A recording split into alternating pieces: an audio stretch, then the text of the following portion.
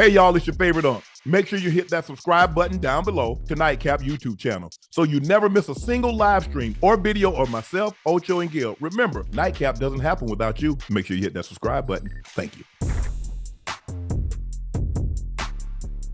Bronny James at the NBA Combine today. He had a team-high 13 points on 4-10 shooting, 23 minutes. LeBron was in attendance along with his lovely wife, Savannah, and general manager Rob Pelinka. Bronny also compared his game to players like Holiday, Davion Mitchell, Derrick White. Says he wants to impact winning that way. Gil, you watched the last 2 days of Bronny. You saw the shooting clinic that he had from the three-point line. What do you like, and what do you think his ceiling is? What do you think, Junior? What can he be? You know what? The people he named, that's exactly where his game is right now, right? The Marcus Smarts, Eric, was it Eric Gordon? Yeah. Eric Gordon. That's the type of player he is right now on how he plays the game. But he did punch in a 40.5. Yeah. He do have a 6'7" wingspan. So he can be a little bit better than those guys. Right now, I like that he's in tune with his game. He doesn't have these expectations that the rest of the world have on I'll be John Morant. I'm not John Morant. I'm not Westbrook. This is who I am, right? I hit quality shots, right? I take the right shot. I play the game the right way.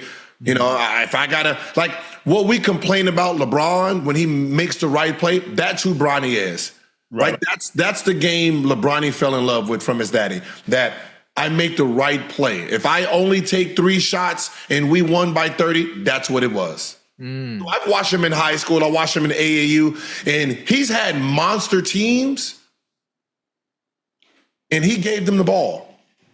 Right? Even though that's what I said, the kid has a 40.5-inch vertical. He can shoot lights out. He can pass. So he can be selfish and take 35 shots. He just doesn't like to play the game that way. Right. So his comparable of who he wants to be like and who his game is perfect. You can find that guy at 17 to early second round. Yeah. What you think, Ocho? I mean, I like it. Obviously being very humble with his comparisons. But the thing about it, with those comparisons, he can continue to improve his game in many areas. He can continue to improve his game in many areas, except especially like what Gil said, he makes the right passes. He takes the right shots. He doesn't force anything. And obviously he's like his dad in the sense as far as being a facilitator first. And when the shots come, he'll take them. He doesn't force them. But again, he can improve. I'm not saying he's going to be a Russell Westbrook or he's going to be a Ja Morant, but he can continue to improve, and his ceiling can increase way more than what we think it should be. And as far as the expectations from the outside world and all the noise coming from them, because who your father is and the expectations, the fact that he's ignoring that, and I'm sure his dad has him well groomed and ready to be able to ignore that and to really make a name for himself and just improve his game as the years go by. I think he's gonna be all right, especially with the way he looked today. He looked really good today. He did. Athletic. But like you said, I mean, he has realistic expectations. Everybody come in, I'm gonna be LeBron. I'm gonna be the next Kobe. I'm gonna be the next Kevin Durant. Man, stop. Hopefully you don't get sent down to the G League. You know what the best part about this is? What's that? He's playing. Okay. Normally the high-level kids, I know some of those kids that are in the draft, like the Sar, the Rob Dillingham, they're not in Chicago playing, right? So the fact that he is not scared to go against the competition that's there. Like for some people, they're scared because you go there and you get embarrassed, you lose your stock. Trying to build a stock to show you, look, I can play. Right. Like, put me in an environment. This is not college. I've worked on my game, and I'm here to show what I can do. I'm not ducking any smoke. So the fact that he's out here, his dad didn't play in Chicago. Usually anybody in the first round usually don't play in Chicago. Right. In the last couple of years, right? Think about the high-level guys you've heard of that got drafted. You've never seen tape on them playing. So the fact that he's out there saying, I'm not scared of anything, I'm out here playing, look at me now.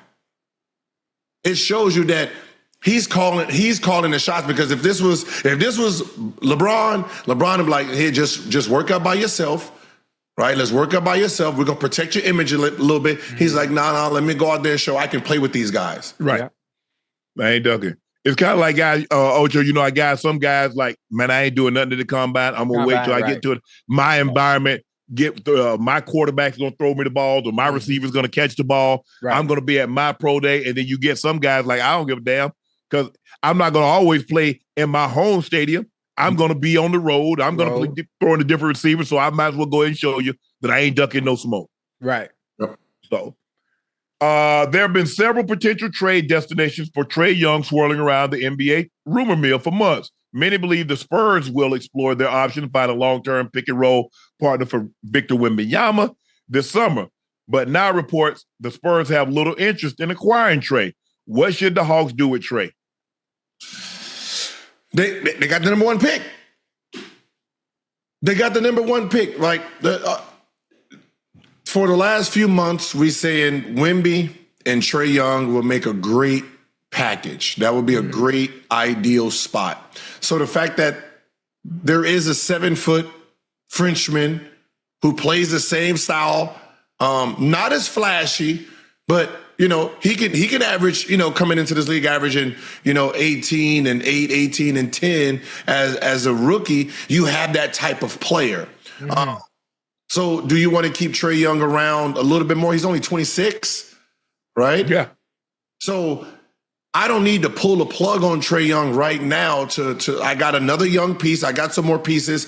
I can keep him. If not, if I'm going to trade him, probably trade him to the Lake Show, if they're interested, because as a spot-up shooter, the Lakers could use him, and that will improve a lot of stuff that is lacking. But other than that, as a Hawks, I'm keeping him. Well, yeah, okay. I would also go ahead, Ocho. When I think about that, if the Hawks are thinking about keeping Trae Young, I mean, how about the Spurs reunite with former teammate DeJounte Murray? Would they give up one first-round pick that they have in the initial trade to bring him back to San Antonio? No. See, what Spurs is at the point of they're not good enough to really bring on a veteran, a high-level guy like that, right? They're very young, and then they got the 4th and the 8th pick, right? Right, so I got Wemby, I got the 4th and the 8th pick, right? They all can grow together, and hopefully two years from now, we can be like OKC. If I bring in someone that's 28, 29, by the time Wemby gets peaking, I got to trade that guy anyway. Okay, I see what you're saying. I see what you're saying. I got you. And hey, hell, I package them. I mean, look, I might be willing to package those 4th and 8th picks to get me a solid veteran, if I can get a veteran. See, but that's the problem, Monk. The rest of the team they're not good enough to say, all right, let me go get a Paul George. Paul George and Wemby, you're not making a playoff spot. Now Paul George is in his 30s, 35 by the time Wemby decides to say, yeah, this league is mine. You lost Paul George, so you might as well just say, all right, we're gonna get 2 new pieces, and then let them play next year, and then see where they all, and then try to make some trades to get more. I don't want anybody at the age of 28, 29 with Wemby. He's 19. So I'm going to stick with around 22 to 24, right? I need like Ant-Mans. I need those guys because they're young enough to build with Wemby. You get somebody 26, 27, that guy is going to be removed before Wemby even turns into who he needs to be. Yeah, but that's not fair. I mean, honestly, that's really not fair to the Spurs, because basically what you're saying is, hell, we're not going to be shit. We're not going to be in contention at all because we're trying to find pieces that are very young.